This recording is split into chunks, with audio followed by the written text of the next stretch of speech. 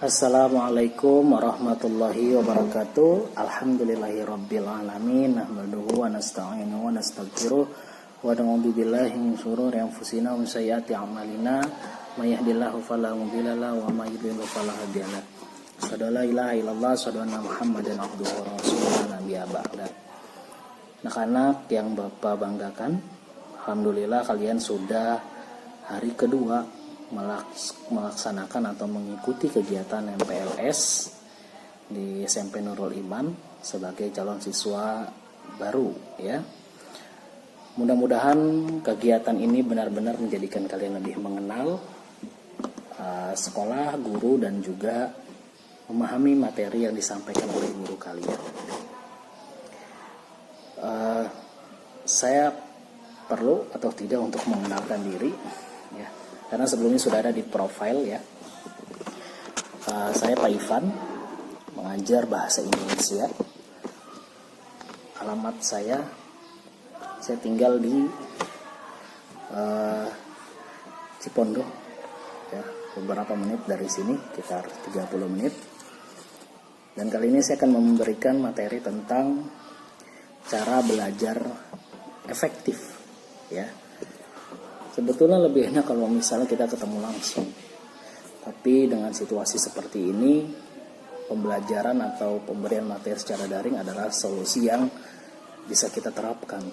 Mudah-mudahan tidak mengurangi proses pembelajaran anak-anak semua ya. Seperti itu. Nah, sebelum memahami tentang pembelajaran atau cara belajar efektif, kalian sudah ada bukunya ya. Bukunya itu buku ini sudah ada buku ini. Di dalam ini di halaman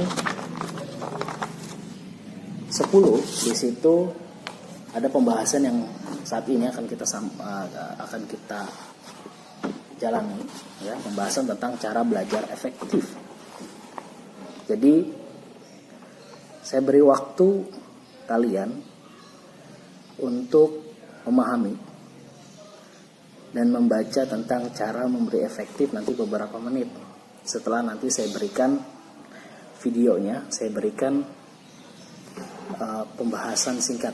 Nanti ada video, saya putarkan video ya. Tolong disimak baik-baik. Oke. Video yang berdurasi sekitar 5-6 menit akan saya sertakan setelah ini. Tolong disimak, didengarkan, dan dipahami. Kemudian setelah video nanti akan saya simpulkan. Setelah disimpulkan, akan saya berikan lampiran file tambahan untuk kalian baca.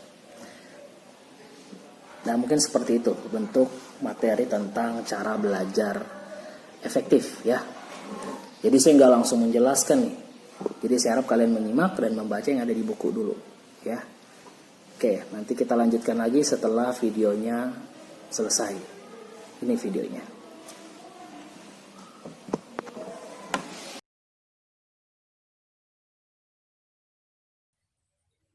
Assalamualaikum warahmatullahi wabarakatuh. Halo teman-teman semuanya, kali ini kita akan mengetahui cara belajar efektif untuk memahami materi pelajaran. Ada beberapa cara belajar yang efektif loh agar kita bisa memahami pelajaran. Yang pertama, pengertian belajar, tujuan belajar, fungsi belajar efektif, cara melakukan belajar efektif, kenali hal apa saja yang bisa menghambat belajar efektif, dan yang terakhir, pahami cara mengatasi hambatan tersebut. Yang pertama, pengertian belajar. Hilger dan Brouwer mengartikan belajar sebagai perubahan dalam perbuatan melalui aktivitas, praktek, dan pengalaman. Yang kedua, tujuan belajar efektif. Pengumpulan atau akumulasi pengetahuan, penanaman konsep dan kecekatan. Dan yang terakhir, pembentukan sikap-sikap dan tingkah laku. Nah, yang ketiga, apa aja sih fungsi belajar efektif?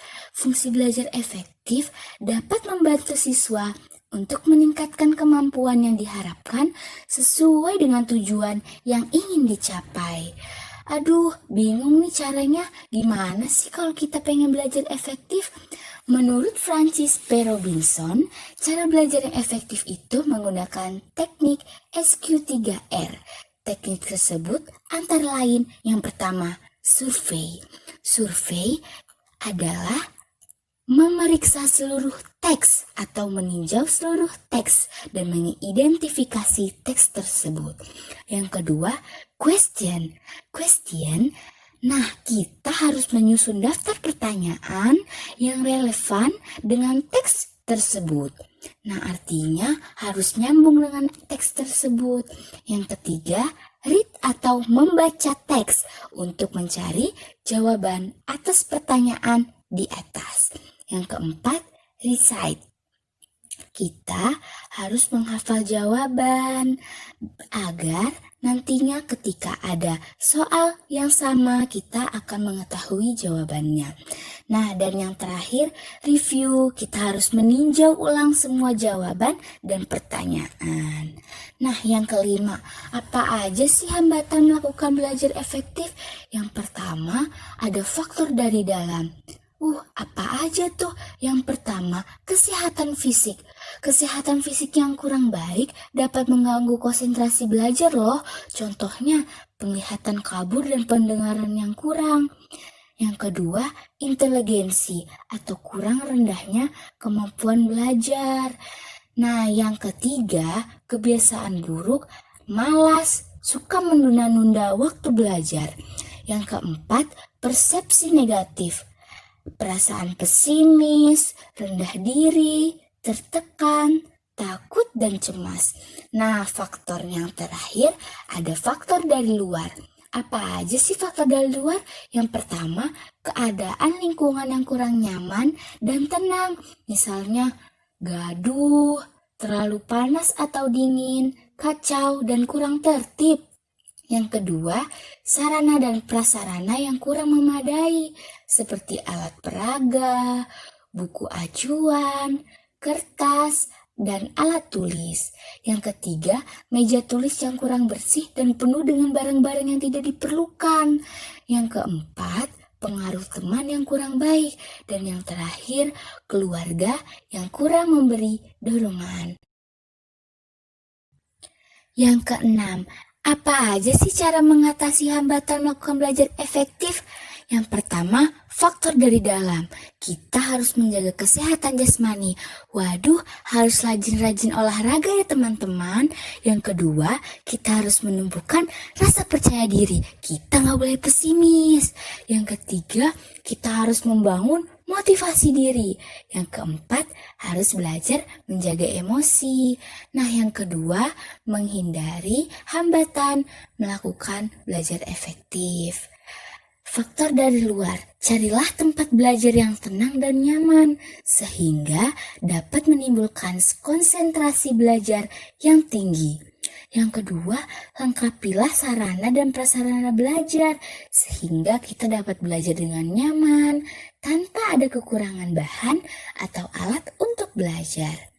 Yang ketiga, rapikanlah meja belajar sehingga kita dapat fokus dan memahami mata pelajaran. Yang keempat, bertemanlah dengan teman-teman yang suka belajar sehingga kita akan termotivasi untuk belajar lebih giat lagi. Yang keempat, mintalah orang tua untuk memberikan motivasi belajar sehingga kita bisa lebih terpacu dan termotivasi lagi di dalam belajar kita. Oke teman-teman, sekian dulu ya. Wassalamualaikum warahmatullahi wabarakatuh.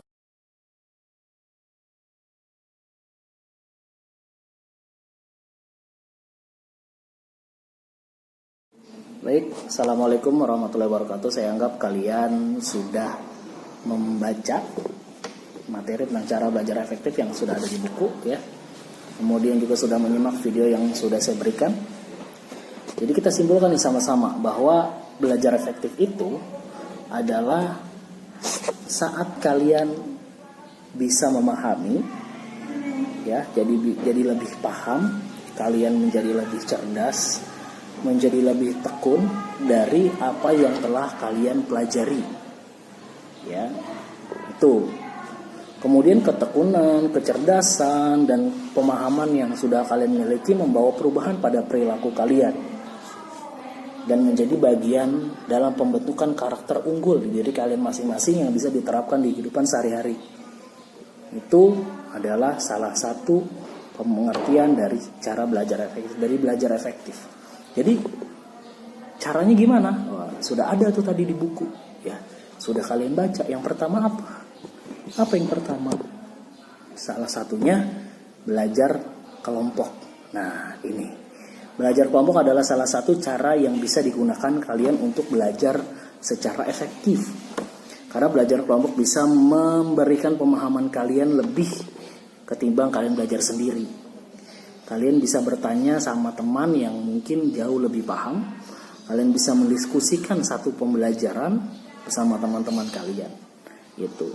Maka di kurikulum 2013 ini yang nanti diterapkan di dalam pembelajaran kalian memang sebetulnya banyak belajar kelompoknya. Entah itu di ruangan kelas, didesain oleh gurunya, guru kalian di bidang pelajaran tertentu gitu. Ada kelompok, dibuat kelompok, ada tugas, dikerjakan secara bersama-sama. Nah, itu salah satunya.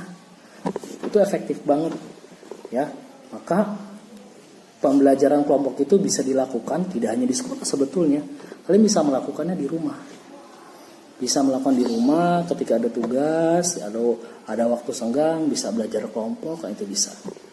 Ya, jadi tidak perlu menunggu, tidak harus selalu dari guru. Jadi misal ada waktu kosong di sekolah, gurunya belum hadir, kalian bisa membaca bareng, saling diskusi. Ya, itu akan menimbulkan pemahaman tentang materi yang akan kalian pelajari gitu kan.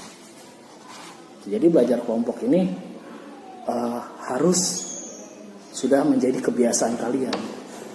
Karena kalau sendiri kadang bacanya pun sedikit kan, khawatir tidak semangat gitu. Tapi kalau berkelompok, ketika kalian lengah atau kurang semangat, teman satu kelompok kalian akan memberikan semangat, dan itu kebaikan daripada belajar kelompok. Maka belajar kelompok adalah salah satu cara belajar efektif. Ya, itu yang pertama. Kemudian yang kedua itu adalah kalian harus sering membuat intisari pelajaran, artinya catatan pelajaran kalian. Ini guru ngejelasin, tidak semua yang disampaikan guru itu ditulis di papan tulis, enggak semua. Ya, kalau misalnya guru mencatat di papan tulis, kalian disuruh catat, nah kalian bisa mencatat, tapi tidak semua. Kadang ada yang diucapkan oleh guru tapi tidak dicatat, maka itu harus kalian catat juga. Harus lebih dekat dengan alat tulis ketika belajar. Ya, ada diberikan waktu untuk mencatat, silakan kalian catat. Jadi dalam satu hari atau dalam satu pelajaran kalian punya kesimpulan intisari pembelajaran. Jadi misal hari ini belajar bahasa Indonesia sama saya gitu. Nanti malam kalian harus sudah punya tuh catatannya. Kira-kira tadi belajar apa ya? Oh, belajar ini. Oh, jadi malam itu kamu sudah paham. Sorenya paham, malamnya kamu baca sedikit dan lebih paham lagi. Kayak gitu. Jadi intisarinya ada. Jadi setiap pelajaran, setiap pertemuan itu ada catatannya. Jangan sampai kalian melewatkan catatan, ya, sekecil apapun di buku tulis kalian. Jangan sampai, ya, karena itu akan menghambat pembelajaran efektif kalian. Tapi kalau ada catatan, insya Allah pembelajaran itu selesai dan berhasil secara efektif. Itu yang kedua yang ada di buku tadi. Kemudian yang ketiga adalah membuat perencanaan. Orang belajar itu harus direncanain. Ya, kalian dari rumah ke sekolah belajar, rencananya apa? Ya nanti belajar mungkin mau lebih fokus. Nanti belajar akan lebih rileks dan lebih menikmati pembelajaran. Ada rencananya. Kalian bisa lakukan itu. Ya. Apalagi misal sudah menyiapkan alat tulisnya, perencanaannya baik, alat tulis siap, kemudian posisi duduk, tempat duduk sudah kalian tentukan dengan matang, yang posisi terenak kalian untuk belajar, menikmati pembelajaran, melakukan pembelajaran itu secara maksimal. Jadi perencanaannya harus ada. Harus ada ya. Jadi kalian punya target nih. Oke, hari ini saya belajar bahasa Indonesia tentang materi buku fiksi dan non fiksi. Targetnya apa? Apa harus paham. Oke, jadi selama pembelajaran kalian punya target bahwa saya harus paham materi ini. Bagaimana caranya? Agar materi yang besok disampaikan oleh guru kalian lebih cepat mencernanya. Di rumah kalian sudah persiapkan. Ketika besok pelajaran bahasa Indonesia, malamnya kamu baca dulu sedikit. Ya. Jadi kalian tidak membawa gelas kosong ke sekolah, nih saya ibaratkan ya. Misal gini, besok pelajaran bahasa Indonesia. Ada siswa A dan siswa B, ini berbeda. Siswa A, dia tidak belajar dahulu. Dia tidak punya perencanaan. Cuma datang besok ke sekolah belajar. Saya anggap ini gelas kosong. Dia datang ke sekolah dalam gelas yang kosong, benar-benar kosong, tidak ada materi. Jadi ketika bertambah pemahamannya di sekolah paling hanya bertambah segini. Nah gitu misal ya, karena di rumah tidak ada persiapan terlebih dahulu. Beda dengan siswa B. Misal ada siswa B, dia punya perencanaan baik. Sebelum besok belajar, malamnya dia pelajari dulu, dia baca dulu. Jadi besok kalau ada yang dia tidak tahu, sudah siap untuk nanya sama guru. Artinya lebih siap. Berarti dia sekolah tidak bawa gelas kosong. Dia sekolah sudah terisi pemahamannya separuh. Nanti di sekolah diberi pemahaman sama guru, itu bertambah lagi jadi full. Jadi penuh pemahamannya, bedanya itu. Ya kalian mau yang mana? Saya sarankan memang perencanaannya baik. Di rumah kalian sudah terkoneksi materi pelajaran untuk besok. Maka esoknya pembelajaran itu dilakukan secara maksimal. Ada yang nggak paham langsung ditanya gitu. Jangan sampai sudah selesai materi hari ini, pulang sekolah kalian bingung. Ya. Kemudian yang keempat yang ada di buku ya adalah aktif untuk bertanya.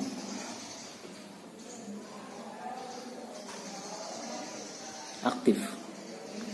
Jadi ketika belajar, guru itu paling senang kalau ada siswa yang aktif bertanya dan menjawab ketika ditanya. Bentuk ciri dari pemahaman kamu adalah kamu siap untuk bertanya dan siap untuk ditanya. Ya. Jadi kalau ada pembelajaran yang telah diberikan oleh guru kalian, ada yang kurang paham, langsung bertanya. Ataupun bertanya ketika diberikan sesi atau waktu untuk bertanya, silakan bertanya. Enggak diam, ya. Usahakan, oke, saya harus tanya tentang ini, misalnya tentang materi ini. Ya udah tanyakan. Enggak usah malu, angkat tangan aja bertanya. Pak, saya mau tanya gitu.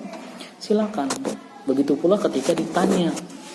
Ketika ditanya, nggak usah diam, tapi berusaha untuk menjawab sesuai dengan kemampuan masing-masing. Ya, jadi bertanya dan ditanya ketika pembelajaran itu salah satu cara atau tips untuk belajar kalian menjadi lebih efektif. Ya, ini udah ada 4. Ya, sudah ada 4. Yang pertama tadi adalah belajar kelompok, yang kedua membuat intisari, ya, yang ketiga adalah perencanaan, ya, membuat perencanaan yang baik.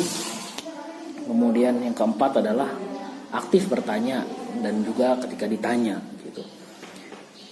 Mudah-mudahan kalian paham. Selebihnya akan saya berikan